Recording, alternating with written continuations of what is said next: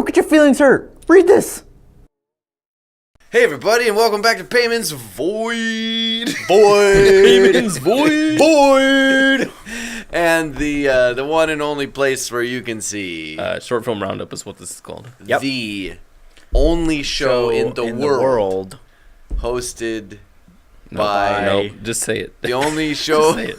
It's the only show in the world where three cursed filmmakers review user-submitted short films. There you go. Thank you. Absolutely. Hey, if you're watching this on YouTube, you need to get over to our Facebook group, Film Alchemist. It's way better than YouTube.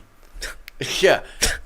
Especially if you're a filmmaker who loves diving deep into the philosophy behind making great movies. Yeah. Tons of great interactive content there. Join us. It'll be fun. There's a link below. Click on it. It'll take you to a Google form where you can submit your film to us.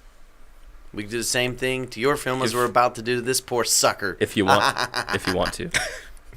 If you happen to be a filmmaker and want to submit your film. And you are like Taylor, who loves abuse. I guess so. Anyway, let's get on this. This is called Simon's Quest. It's directed by Simon. Timothy J. Cox. Tim? Just kidding. It was submitted by Timothy J. Cox. Yes. A film by Marley Jaeger. All right. Nice job, Marley. So here we go. Kenny. Yup. You want to get us started? Sure. I got opinions. Yeah. How about this part, huh? Better Call Saul. Yeah. This part and every part of this movie was too long. And that's really the biggest flaw in here. I like the idea, and I like even a lot of the execution. But there's just really no real setup or payoff in this whole movie. It just kind of strings us along, and it gets really slow and boring. The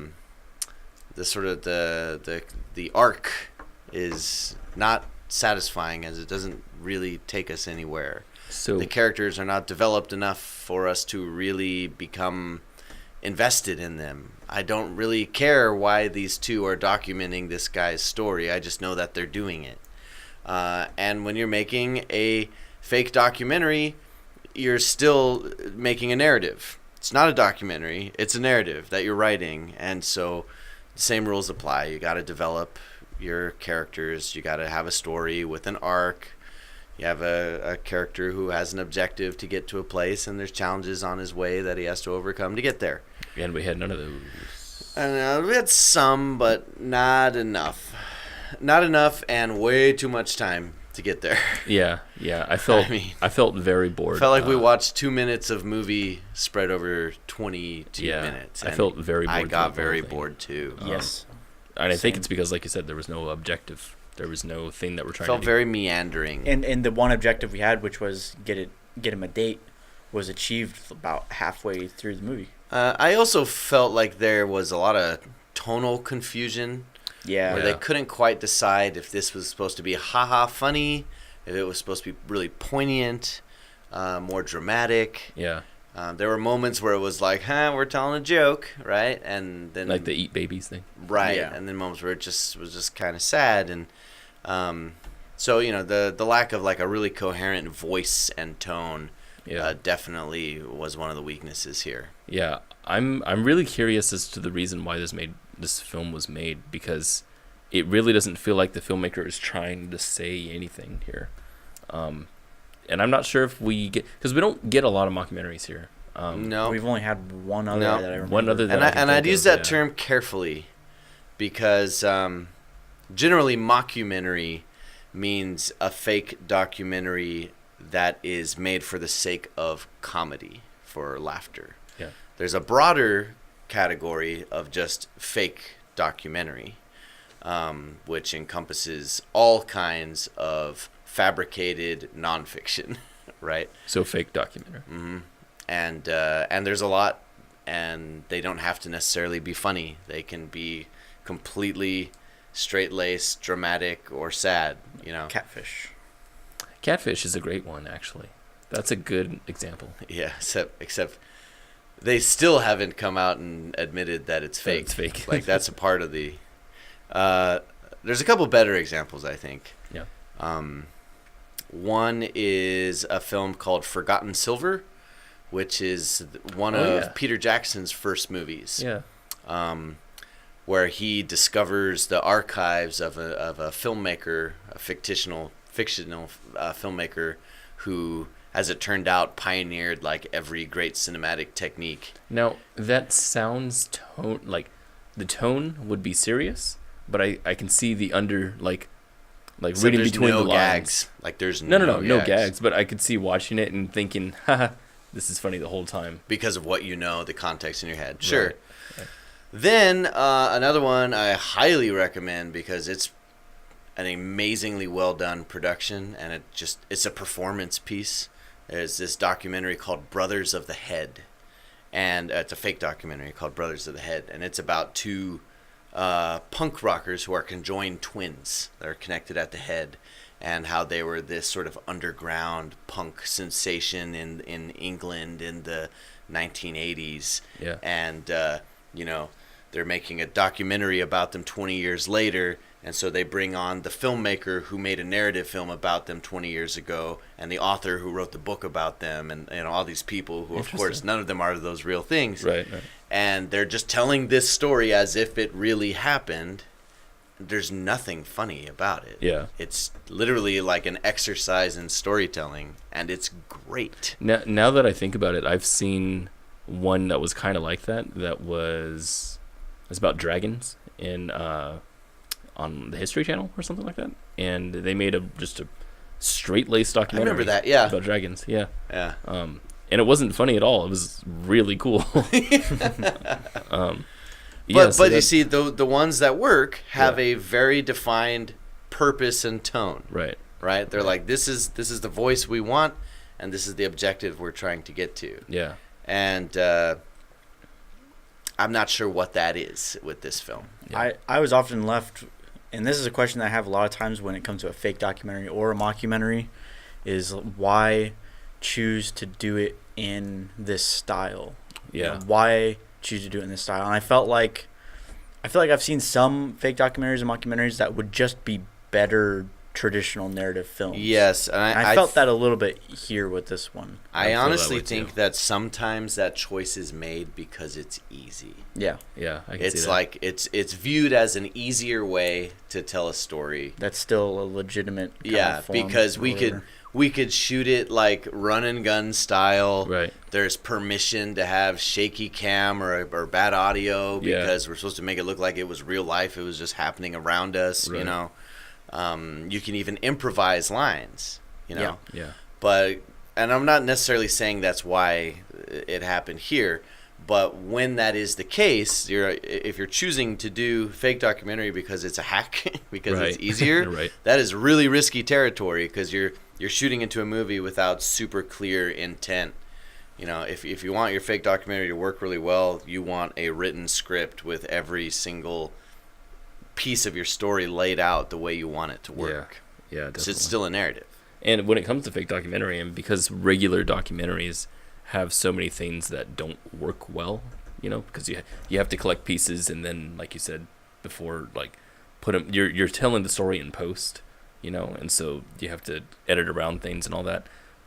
It's hard to make something fake that feels like that, you know, and so I'd say that choosing documentary style is almost the harder choice when it comes to trying to recreate an aesthetic and pulling it off and like to be successful at it. Right, you know? exactly.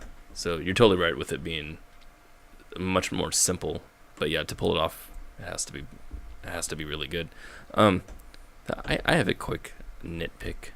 I have to say this. Sure. This I've done this before, but this you should not do this.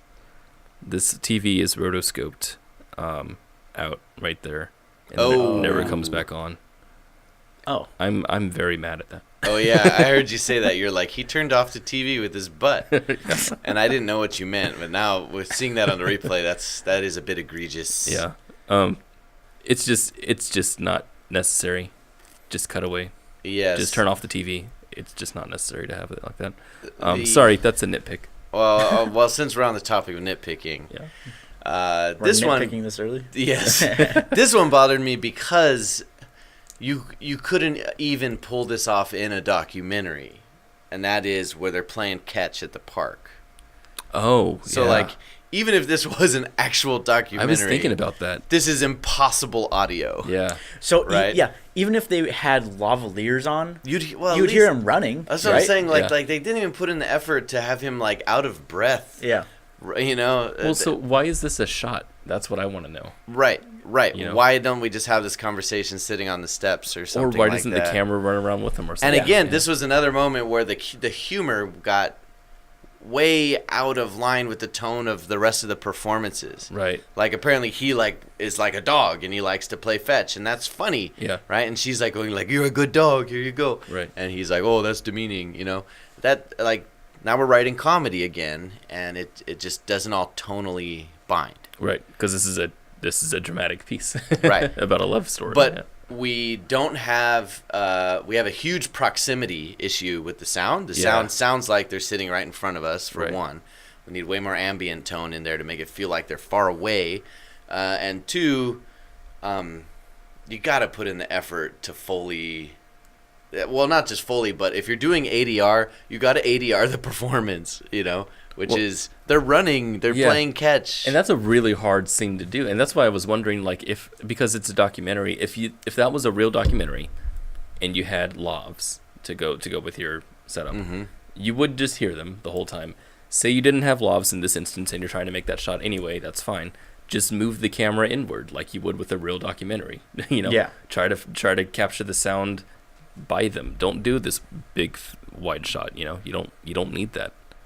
Yeah, or I mean, maybe they lost the audio. Or you Maybe would that get was the this thing. conversation, like after their play catch, they're sitting on the steps talking about it, Yeah. and now we're listening to that Right. dialogue while we watch the footage of them playing catch. Yeah. That's a normal thing to do in documentary. You cut Super. to your B-roll of you shot them and doing lifestyle stuff, Yeah. you know. Yeah, But what happened here just it felt very weird. Yeah. it did. Again, it's just like, how does this being a documentary help the story? How does it help the story? Right. And there's not many things I can think of happening in this movie where it justifies. But I being a think they could have documentary. got there if Absolutely. they developed the documentarians. Yeah. Right? If we gave us a Like, reason why as are they to doing all that this, there's yeah? these two documentarians and they want to tell this story and they have a reason to tell it, then I go along with them. You know? Yeah. Absolutely. However, they do a definite weird thing in that they're kind of blending two concepts together, that of the fake documentary with that of the found footage. Because we actually end up like if they're making a documentary, they would edit out a whole bunch of this like middle stuff. Yeah, that's perfectly right. Interesting. But in my brain, when I have done fake documentaries before, I have done that stuff too. I would film the ground and like the crew and everything, because in my mind I'm thinking documentary. This is yeah, I except do that's whatever. that's found footage though. No, Yeah. it totally is. And, that's not, that never happens in documentaries. It doesn't. And the really cool, good fake documentaries are presented like they're a finished, polished Right. documentary. Like you meant to do all of it. And so again, I think we would have had a stronger tone, a stronger story if they planted their flag in one or the other. If they had gone full on sort of found footage style, Yeah. like, you know, all this documentary footage had been shot before they were eaten by their friend the werewolf, and then it was found and shown to Right, us. right. Now we have a reason for why we're watching it. See, that would be interesting. I like that. Yeah. Was it weird to either of you that this was simply about? It's hard. It's hard to say this, but it's like this is a story about a werewolf guy who's trying to get a date, and I fail to realize why that's so important. Right. So I think the reason why is because they didn't quite develop out the world enough. This is a world where lots of people are monsters. Right. And so the concern isn't so much, oh, he's a werewolf. That sucks. Yeah. No, it's, oh, did you hear he's a werewolf now? Oh, life's hard now. I bet he can't get a date. Let's help him find love. Right. Right? It's like werewolf problems are much smaller than they would be to us. Yeah. Right? Because just being a So monster it needs more is a world normal building. thing. Yeah. But you're right. Where's the world building? So, this is interesting. What do you call it? Half documentary, but what is that called? Neil Blomkamp's film. Oh, Neil Blomkamp. District 9? District 9. Yeah. So half documentary, but District 9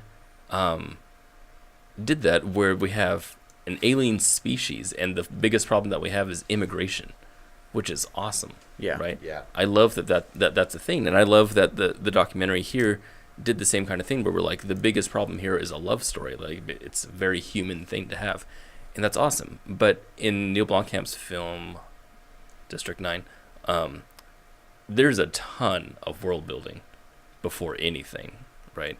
And the way they use it is, the way they do it is with news footage. And the way these people do it here is with a green screen commercial. Which made almost no sense to me. Right. Yeah. Because what's funny is that the rest of the movie seems to indicate that this is a world where monsters are just integrated into society and are just normal everyday people. Right. And this guy's commercial is like, we will kill monsters for you. Yeah. Right? Yeah. So those two don't jive. Yeah. And another thing is, like, I mean, in the world itself, I don't see anyone giving him shit for being a werewolf, you know, or is he keeping it secret? How does he keep it secret? You know, that kind of information I feel like is missing still. Yeah. Also, for the beginning, is the documentary showing that commercial? Oh, right. Again, It's that's what I mean. edited in, yeah. Again, that's like an tonal edit shift. Yeah. A tonal shift. It's breaking the rules of it being a fake documentary. Yeah. It's even breaking like the a rules narrative. of a found footage. You know, it's like a traditional narrative Right. would open this way. Well, right, I mean, if I were a documentarian, I've seen documentaries do that before. They cut in straight footage from other things. Yeah. That's definitely been done before. Yeah. But and can work. It does, can work. But it does do a tonal shift. You're totally right. It doesn't agree with the rest of the film. Especially the match cut. Look at how the we pull out of the TV, text right? human is over his pointer stick as he points to the brain. Oh, is it? Yeah. I don't see that. I'm I think not it's sure. motion. No, I know what you're saying. I'm not sure if I agree with that.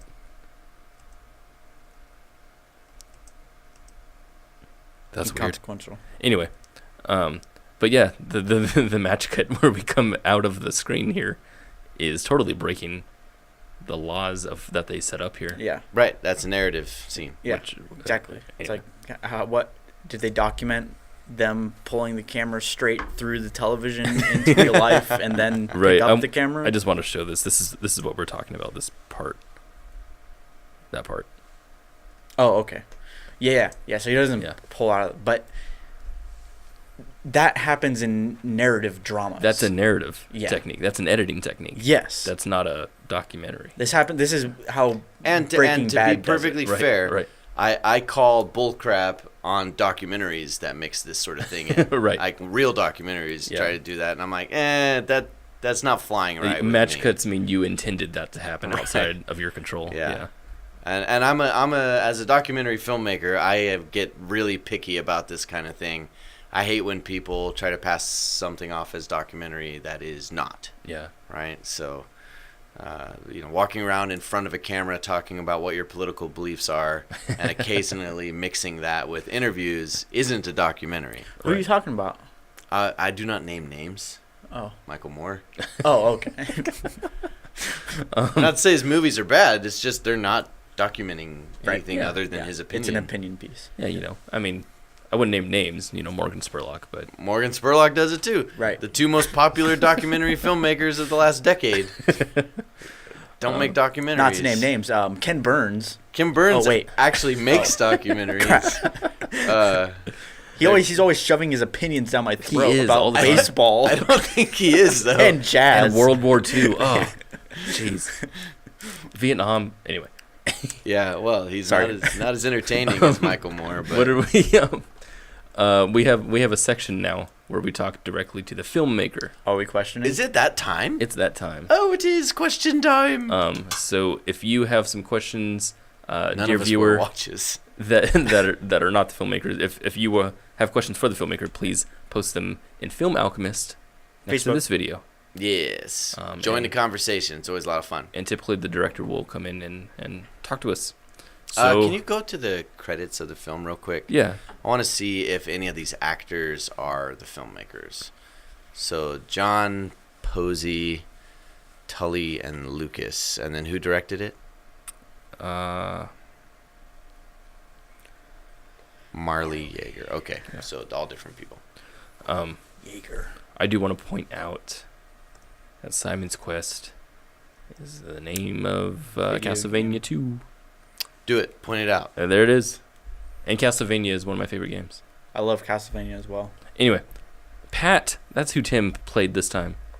Good job, Tim returning as a Counselor. as a group counselor once again. So this next segment, as we said, is specifically for Marley. So Yo, Marley. this is us talking Chime to in. you. My question is, what was your objective with this film? We notice, you do have a love story about this person. I feel like what happened here was a kind of practice in filmmaking. There's this kind of storytelling thing that, Or even a performance piece. yeah, even that. There's this kind of storytelling technique that some people like to do, where they take subjects, a bunch of different subjects, and a bunch of different film techniques or storytelling techniques, mix them all up, and then pick one from random. Mockumentary werewolf. Yeah, and that's kind of what it felt like here was mockumentary werewolf love story. What was your specific objective? Why did you decide to tell it as a documentary? Because it feels, it feels like it's missing like a vision. I feel like. Anyway, so yeah, if you'd answer that.